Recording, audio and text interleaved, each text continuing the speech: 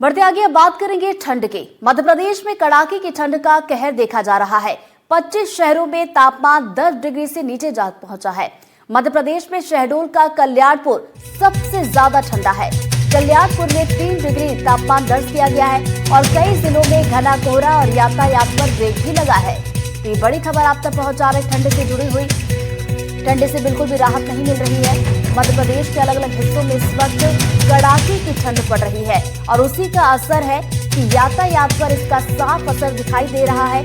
सड़कों पर सन्नाटा दिखाई दे रहा है। और आपको ये भी बता दें कि मध्य प्रदेश में शहडोल का कल्याणपुर जो कि इस वक्त सबसे ज्यादा ठंडा है, यहाँ पर पारा 3 डिग्री तक आ पहुंचा है।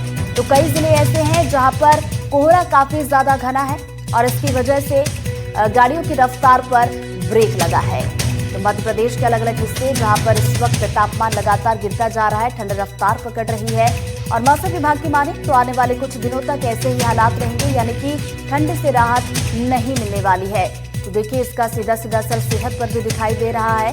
और ज्यादा जानकारी के साथ हमारी सहयोगी निहारिका जुड़ गई है। सीधा हम करेंगे निहारिका, ठंड रफ्तार पकड़ती हुई नजर आ रही है, मौसम विभाग का क्या कुछ अनुमान? देखिए, पहाड़ों में बर्फबारी और उत्तर से सर्द हवा आने से मध्य प्रदेश में भी ठंड बढ़ गई है।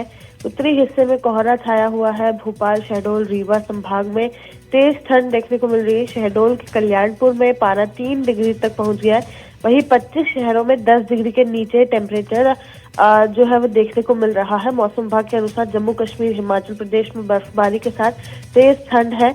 वहां से हवा मैदानी इलाकों में आ रही है। शनिवार को उत्तर पूर्व भारत के ऊपर समुद्र तल से 12.6 किलोमीटर की ऊंचाई पर करीब 269 किलोमीटर प्रति घंटा की रफ्तार से जेट स्ट्रीम चलती रही, जिसका असर एमपी में भी देखने को मिल रहा है। इसी वजह से आज सुबह से ही एमपी में और सर्दी बढ़ते हुए नजर आ रही है। वहीं मैहर, कटनी, उमरिया, शहडोल और अनूपपुर में सर्द हवाएं भी चली। शुक्रवार शनिवार की रात में शहडोल के बाद उमरिया प्रदेश में सबसे ठंडा भी रहा। यहाँ न्यूनतम तापमान 4.8 डिग्री रहा। आने वाले 3 से 4 दिनों तक इसी तरह से मौसम बना रहेगा, क्योंकि जिस तरह से बर्फबारी हो रही है, ठंडी हवाएं आ रही है, उससे ये अनुमान लगाया गया है। जी, पारा जिस तरीके से गिर रहा है, जाहिर सी बात है कि ठंड काफी ज्यादा पड़ रही होगी निहारिका। ऐसे में क्या किसी तरह की कोई एडवाइजरी जारी की गई है? देखिए, एडवाइजरी लगातार मौसम विभाग के द्वारा जारी की जा रही है। हर दिन वे लोग एडवाइजरी जो है वे अपने मौसम के साथ जो एक चार्ट जारी होता है उसके साथ देते ही हैं। उनका ये कहना है कि अर्ली मॉर्निंग और लेट नाइट आप घर से तभी निकलें जब आपको बेहद जरूरत हो, और उसके अलावा आप जब भी निकले तो गर्म कपड़ों का इस्तेमाल करें और अपने आप को सुरक्षित रखकर बाहर निकलें। छोटे बच्चे और जो बुजुर्ग हैं वो अपना ज्यादा ख्याल रखें। जी निहारिका, जैसा कि आपने जिक्र किया कि आने वाले 2-3 दिनों तक हालात ऐसे ही रहेंगे। देखिए, अभी हाल फिलहाल में मौसम विभाग ने यह भी पूर्वानुमान जताया था कि बारिश होने की संभावना भी है। मध्य प्रदेश के अलग अलग हिस्सों में हल्की फुल्की बारिश भी देखने को मिल सकती है। बिल्कुल, देखिए, हल्की फुल्की बारिश जो ठंड में मावठा कहते हैं वो भी पड़ता हुआ नजर आ सकता है। उसके लिए भी कुछ दिन पहले एडवाइजरी जारी हुई थी।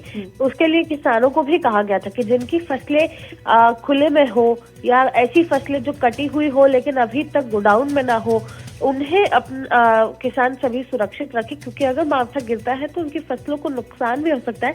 हालांकि कुछ फसलें ऐसी होती हैं जिन्हें फायदा होता है, लेकिन कटी हुई फसलों को नुकसान हो सकता है, इसलिए उनके लिए भी एडवाइजरी जारी की गई थी। जी बिल्कुल, तो बहुत बहुत शुक्रिया निहारिका आपका तमाम जानकारी के लिए। तो देखिए, मध्य प्रदेश के अलग अलग हिस्सों में हालात अभी कुछ ऐसे ही रहने वाले हैं। तो देखिए, आप भी सावधान और थोड़ा सतर्क रहें, क्योंकि ठंड जिस तरीके से पड़ रही है इसका असर सेहत पर भी दिखाई दे रहा है। बढ़ते आगे निवाड़ी से खबर, जहां पर बाईपास रोड पर पानी की पाइपलाइन फूटी है। पीने के पानी में गंदा पानी मिलने की संभावना जताई जा रही है। कलेक्टर ने पाइपलाइन ठीक कराने के निर्देश दिए हैं। तो बड़ी खबर निवाड़ी से आप तक पहुंचा रहे हैं। बाईपास रोड जहां पर पाइपलाइन फूटी है पानी की और पीने के पानी में गंदा पानी मिलने की संभावना जताई जा रही है। अब कलेक्टर तक ये भी जानकारी पहुंची है, जिसके बाद कलेक्टर ने पाइपलाइन ठीक कराने के निर्देश भी दे दिए। हालांकि देखने वाली बात होगी कब तक ये पाइपलाइन ठीक होती है। और अभी हाल फिलहाल की बात की जाए तो यही स्थिति बनी हुई है कि बाईपास पर पाइपलाइन जो है पानी की वो फूटी पड़ी हुई है। और ऐसे में देखिए, चिंता वाली बात यह है कि पीने का जो पानी यहाँ से सप्लाई होता है उसमें गंदा पानी मिलने की संभावना जताई जा रही है। और जानकारी जैसे ही मिली है उसके बाद कलेक्टर ने भी संज्ञान लिया है, निर्देश दे दिए गए हैं। बार निकल जाता है जी, टूट जाता है कनेक्शन। कैसे? प्रेशर पड़ता है वहाँ पे तो फिर जाता है। फिर बाद में नाली का पानी भी उसी में चला नाली का पानी तो जाएगा उसी में, तो बस पियेंगे सब लोग उसी तो में। ये कितने दिन में हो जाता है? पिछले भी हो गया था, है? पहले भी हो गया था ऐसा। बात करेंगे रायसेन की। मंडीदीप में दूषित पानी को लेकर हंगामा हुआ है। नगर पालिका अध्यक्ष के घर के सामने प्रदर्शन किया गया। महिलाओं ने चूड़ियां तोड़कर प्रदर्शन किया है। कल भी महिलाओं ने विरोध प्रदर्शन किया था। तो रायसेन से खबर है और ये उस वक्त की तस्वीरें हैं जब महिलाओं की तरफ से प्रदर्शन किया गया। मंडीदीप में बताया जा रहा है दूषित पानी आ रहा है, जिसको लेकर ये हंगामा देखने को मिला। तो नगर पालिका अध्यक्ष के घर के सामने की ये तस्वीरें हैं जहां पर महिलाएं बड़ी संख्या में पहुंची और उनकी तरफ से इसको लेकर विरोध जताया गया। महिलाओं ने चूड़ियां तोड़कर अपना विरोध जाहिर किया है। तो बताते चले कि कल भी महिलाओं ने विरोध प्रदर्शन किया था। मगर हमें मूलभूत सुविधाएं चाहिए है। इसकी शिकायत हम नगर पालिका में अध्यक्ष से, हमारे पार्षद से, यहाँ तक कि हमने सुरेंद्र पटवा जी से भी हमारी सारी परेशानियों को बताया है। अभी हमारी खास परेशानी दूषित पानी है। जो नगर पालिका के द्वारा हमारे यहाँ नाला बनाया गया है वो बिल्कुल भी व्यवस्थित ढंग से नहीं बनाया गया है। उसमें जो सीवेज की लाइन गई है वो सारी कॉलोनी में, उसका गंदा पानी हमारी कॉलोनी में आ रहा है। मेन वजह है दूषित पानी। दूषित पानी के कारण इतनी लोग बीमार पड़ रहे हैं, डेली डॉक्टरों के पास जा रहे हैं, चक्कर लगा रहे हैं, लेकिन फिर भी वो सही नहीं हो पा रहे हैं। इस कारण से हमने यहाँ अध्यक्ष साहब के यहाँ चूड़ियाँ फोड़ी हैं और हम उनसे ये बोलना चाहते हैं स्पष्ट शब्दों में, सुन ले वो, कि आज के बाद अगर महावीर कॉलोनी में पैर रखने की कोशिश करी या वोट मांगने की कोशिश करी तो उनके लिए सही नहीं होगा। रतलाम से खबर जहां ड्रग्स के खिलाफ बड़ी कार्रवाई देखने को मिली है। 400 ग्राम एमडी ड्रग्स को जब्त किया गया और 2 अलग अलग मामलों में ड्रग्स की जब्ती की गई है। करीब 40 लाख इसकी कीमत बताई जा रही है और मुखबिर की सूचना पर यह कार्रवाई की गई। माननखेड़ा चौकी और आलोट थाना क्षेत्र में ये कार्रवाई की गई है। एक आलोट में और एक रिंग रोड में 200 ग्राम के लगभग एमडी और पकड़ा गया है। नशे के विरुद्ध हमारी कार्रवाई, नशे के विरुद्ध प्रहार की कार्रवाई हमारी कंटिन्यू चल रही है, जारी रहेगी। और आपके माध्यम से हमारा जो कंट्रोल रूम का नंबर है सबको याद है, जो भी खबर मिले हमें बताएं आप, हम सख्त से सख्त कार्रवाई करेंगे। सहभागी बने हमारा। धन्यवाद। खबर रतलाम से जहां 10 किलो एमडी ड्रग्स का मामला। जी हां, पुलिस को 11 आरोपियों की रिमांड मिली है और अगले 5 दिनों तक आरोपियों से पूछताछ की जाएगी। 16 आरोपियों की शुक्रवार को कोर्ट में पेशी भी हुई थी। 4 महिला आरोपियों को जेल भी भेजा गया। पूरे नेटवर्क को खंगालने में अब पुलिस की टीम लगी हुई है।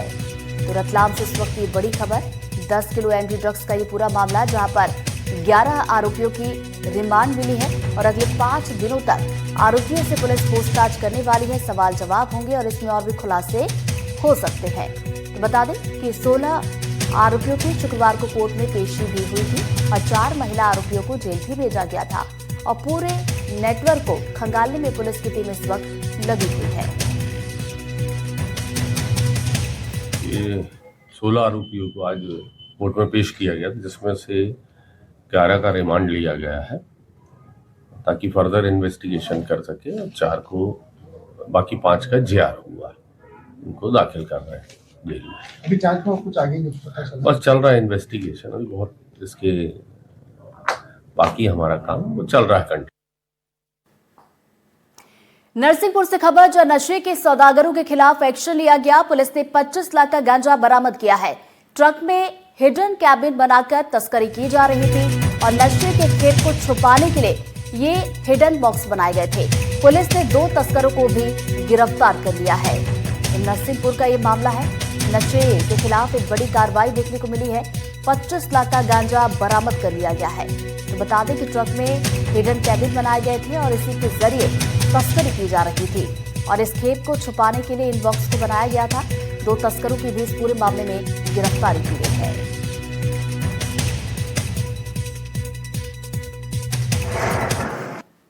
जैसा कि आपको विदित है कि नरसिंहपुर में डॉक्टर ऋषिकेश मीना एसपी नरसिंहपुर द्वारा निरंतर नशे के विरुद्ध कार्रवाइयाँ की जा रही हैं और उसके लिए विशेष अभियान ऑपरेशन ईगल क्लॉ चलाया जा रहा है। उसी के तहत दो महत्वपूर्ण कार्रवाई की गई हैं।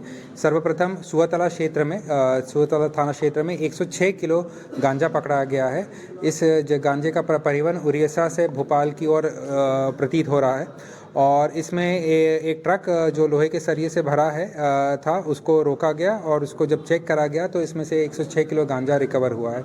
मूल रूप से ये छतरापुर उड़ीसा से ये गांजा लाया जा रहा था और जो कि बरमान मेला ड्यूटी में जैसे पुलिस की गहन चेकिंग ऑलरेडी चल रही थी, इसमें जब चेक करा गया और ये भागने की कोशिश करी गई तो इसको प्रभावी तौर से रोका गया और फिर जब चेक करा गया तो इसमें 106 किलो गांजा निकला। इसमें अभी 2 आरोपी गिरफ्तार किए गए हैं। विवेचना अभी भी जारी है। इसके जो क्लूज मिल रहे हैं, जो लिंक्स निकल रहे हैं, इस पर अग्रिम विवेचना की जा रही है। सागर में सामने आए चर्चित किन्नर जिहाद मामले में अब एक नया मोड़ आ गया है। सोशल मीडिया पर एक ऑडियो क्लिप तेजी से वायरल हो रही है जो मृतक किन्नर नैना की मौत से पहले का बताया जा रहा है। वायरल ऑडियो में किन्नर नैना और किरण नायक के बीच कथित तौर पर विवाद और मारपीट जैसी आवाजें सुनाई दे रही हैं। हालांकि इस ऑडियो की आधिकारिक पुष्टि नहीं हुई है। मामले को लेकर मृतक नैना की गुरु किन्नर रानी ठाकुर ने अब राष्ट्रीय मानव अधिकार आयोग NHRC में शिकायत दर्ज करवाई है। शिकायत के बाद आयोग के सदस्य ओमकार सिंह ने मामले पर संज्ञान भी ले लिया है और तथ्यों की जांच के निर्देश दिए हैं। किन्नर रानी ठाकुर ने सागर की किन्नर किरण नायक पर गंभीर आरोप लगाया है। रानी ठाकुर का दावा है कि सागर के रंग महल में एक मस्जिद का निर्माण कराया गया है जहां रहने वाले सभी किन्नरों पर नमाज पढ़ने और रोजा रखने का दबाव बनाया जाता है। उनका आरोप है कि इसी दबाव के चलते वहां पर रहने वाले कई किन्नर मुस्लिम धर्म को मानने लगे हैं। रानी ठाकुर का यह भी आरोप है कि किन्नर नैना ने जब कथित धर्मांतरण का विरोध किया तो उसके साथ मारपीट की गई। इससे मानसिक रूप से आहत होकर नैना ने आत्महत्या कर ली। रानी किन्नर ने इस संबंध में आयोग को शिकायत भेजी है। आयोग ने भी उसके संज्ञान दिया है। हो सकता है परसों तक उसको नोटिस हो जाए। उसकी तरफ से ये शिकायत है कि उसको और उसके चेला ने सुसाइड कर ली है टीकमगढ़ जिले में। उस पर दबाव डाला गया था कि वो मस्जिद जाएं, अजान करें, कलमा पढ़ें और इस्लाम के अनुसार अपना जीवन यापन करें। नरसिंहपुर से खबर, जहां गन्ना भुगतान को लेकर किसानों का गुस्सा फूटा है।